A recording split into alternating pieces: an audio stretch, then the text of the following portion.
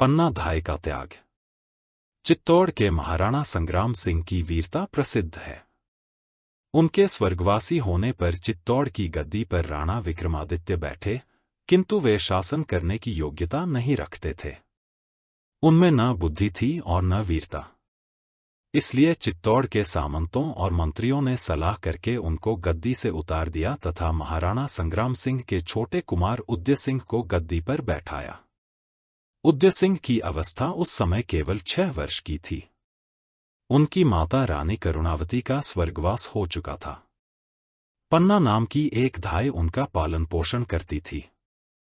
राज्य का संचालन दासी पुत्र बनवीर करता था।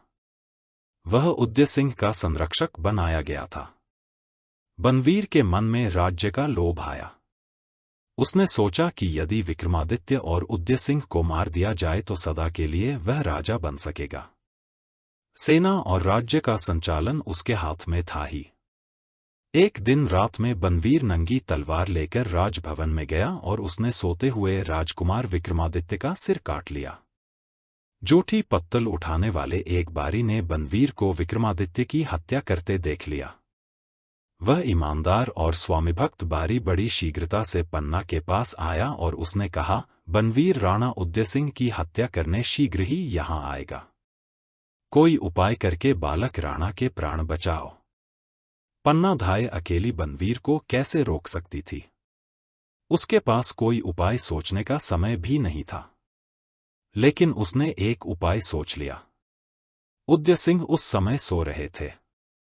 उनको उठाकर पन्ना ने एक टोकरी में रख दिया और टोकरी पत्तल से ढककर उस बारी को देकर कहा, इसे लेकर तुम यहां से चले जाओ। वीरा नदी के किनारे मेरा रास्ता देखना।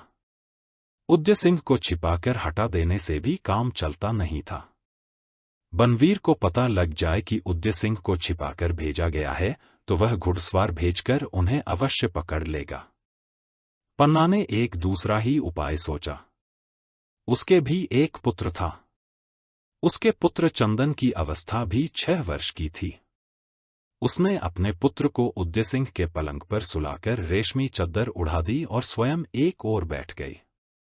जब बनवीर रक्त में सनी तलवार लिए वहां आया और पूछने लगा, उदय सिंह कहाँ है, तब पन्ना ने बिना एक शब्द बोले अंगुली से अपने सोते लड़के की ओर संकेत कर दिया। हत्यारे बनवीर ने उसके निरपराध बालक के तलवार द्वारा 2 टुकड़े कर दिए और वहां से चला गया। अपने स्वामी की रक्षा के लिए अपने पुत्र का बलिदान करके बेचारी पन्ना रो भी नहीं सकती थी। उसे झटपट वहां से नदी किनारे जाना था, जहां बारी उदय सिंह को लिए उसका रास्ता देखता था। पन्ना ने अपने पुत्र की लाश ले जाकर नदी में डाल दी और उदय सिंह को लेकर मेवाड़ से चली गई। उसे अनेक स्थानों पर भटकना पड़ा। अंत में देवरा के सामंत आकाशाह ने उसे अपने यहां आश्रय दिया। बनवीर को अपने पाप का दंड मिला।